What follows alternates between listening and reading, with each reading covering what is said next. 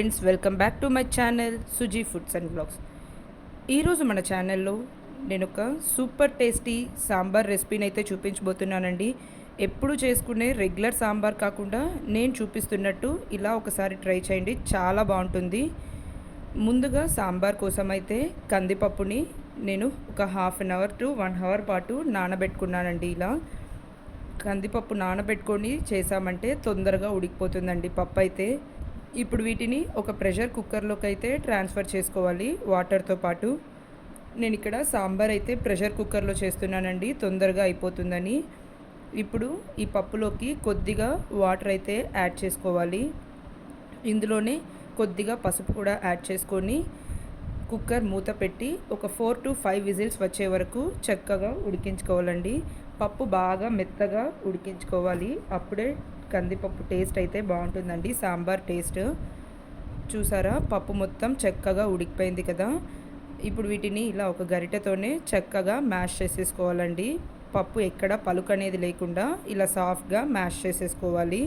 మనం ఇక్కడ వాటర్ కరెక్ట్గా యాడ్ చేసాం కాబట్టి కరెక్ట్గా సరిపోయిందండి పప్పుకైతే. ఇప్పుడు ఇందులో బీన్స్ అయితే యాడ్ చేసుకుంటున్నాను. ఇలా సన్నగా కట్ చేసుకున్న బీన్స్ అయితే యాడ్ చేసుకోవాలి. ఇందులోనే ఒక పెద్ద సైజ్ టమాటోనైతే ఇలా పెద్ద ముక్కలుగా కట్ చేసుకొని యాడ్ చేసుకోవాలి. అలానే ఒక మీడియం సైజ్ ఉల్లిపాయను కూడా పెద్దగా కట్ చేసుకొని యాడ్ చేసుకోవాలి. ఇందులోనే చింతపండు రసం కూడా యాడ్ చేసుకొని అంతా బాగా కలుపుకోవాలండి. ఇక్కడ నేను బీన్స్ సాంబార్ అయితే ఈ విధంగా చేస్తున్నానండి, మీరు కూడా ఒకసారి ట్రై చేయండి, చాలా బాగుంటుంది. ఇప్పుడు ఈ సాంబార్కి తగ్గట్టుగా మనమైతే వాటర్ యాడ్ చేసుకోవాలండి. వాటర్ యాడ్ చేసుకొని ఒకసారి బాగా కలుపుకోవాలి. మనము సాంబార్లో అయితే కూరగాయ ముక్కలు చిన్నగా కట్ చేసుకున్నామంటే కూరగాయలు నచ్చని వాళ్ళు కూడా చక్కగా తినేస్తారండి. ఇప్పుడు మన సాంబార్కి రుచికి సరిపడిన సాల్ట్ కూడా యాడ్ చేసుకోవాలి. అలానే ఇందులోనే సాంబార్ పౌడర్ కూడా యాడ్ చేస్తున్నాను. ఒక 2 స్పూన్స్ దాకా సాంబార్ పౌడర్ అయితే యాడ్ చేస్తున్నానండి.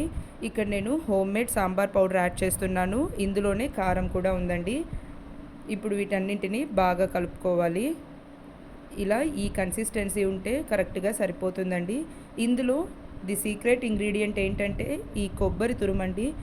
ఫ్రెష్గా ఉన్న కొబ్బరి తురుమైతే ఇలా ఒక 1 స్పూన్ యాడ్ చేశానండి, పెద్ద స్పూన్తో. ఇప్పుడు వీటిని కూడా బాగా మిక్స్ చేసుకోవాలి. ఇప్పుడు మళ్ళీ వీటికి కుక్కర్ మూత పెట్టి ఒక 2 విజిల్స్ వచ్చే వరకు ఉడికించుకోవాలండి. చూసారా ఎంత చక్కగా ఉడికిపోయిందని చెప్పి.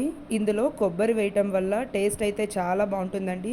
ఎప్పుడైనా సరే బీన్స్ సాంబార్ రెగ్యులర్గా చేసే సాంబార్ లాగా చేయకండి. ఇలా పచ్చి కొబ్బరినైతే ఫ్రెష్గా ఉన్నవి యాడ్ చేశారంటే టేస్ట్ చాలా చాలా బాగుంటుందండి. వెజిటేబుల్స్ లైక్ చేయని వాళ్ళు కూడా చక్కగా తినేస్తారండి. 2 to 3 విజిల్స్ పెట్టారంటే కూరగాయలు అయితే చక్కగా ఉడికిపోతుందండి. సో వెజిటేబుల్స్ లైక్ చేయని వాళ్ళకైతే చక్కగా తినేయచ్చు. చూసారు కదండి, ఎంతో టేస్టీగా ఉండే మన బీన్స్ సాంబార్ అయితే రెడీ అయిపోయింది. ఇంకా మనము డిష్ అవుట్ చేసుకుందాం చూడండి. ఇప్పుడు మనము ఈ సాంబార్కి అయితే పోపు పెట్టుకుందామండి. స్టవ్ మీద ఇలా ఒక చిన్న కడాయిని అయితే పెట్టుకొని అందులో ఒక 1 టేబుల్ స్పూన్ ఆయిల్ యాడ్ చేసుకొని కొద్దిగా ఆవాలు, అలానే కొద్దిగా జీలకర్ర, అలానే కొద్దిగా కరివేపాకు, 2 ఎండుమిర్చి కూడా యాడ్ చేసుకొని పోపు అంతా బాగా ఫ్రై చేసుకోవాలండి. సాంబార్కి ఎప్పుడైనా సరే పోపు ఇలా ఫ్రెష్గా పెట్టి వేశారంటే సాంబార్ టేస్ట్ అయితే చాలా చాలా బాగుంటుందండి.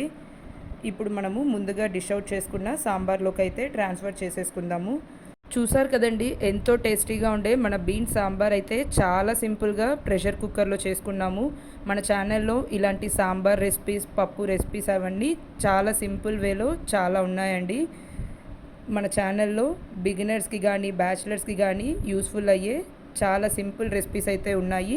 ఇంట్రెస్ట్ ఉన్న వాళ్ళైతే ఛానల్ని ఒకసారి విజిట్ చేయండి. వీడియో కనుక నచ్చినట్లయితే లైక్ చేయండి, షేర్ చేయండి. అలానే మన ఛానల్ని అయితే సబ్స్క్రైబ్ చేసుకొని సపోర్ట్ చేయండి. Thanks for watching. ఛానల్ని సబ్స్క్రైబ్ చేసుకొని పక్కనే ఉన్న బెల్ ఐకాన్ని క్లిక్ చేసి ఆల్ అనేది అయితే క్లిక్ చేయండి. సో ఫర్దర్ నేను పెట్టే వీడియోస్కి అయితే మీకు నోటిఫికేషన్స్ వస్తుంది, మిస్ కాకుండా చూడొచ్చు.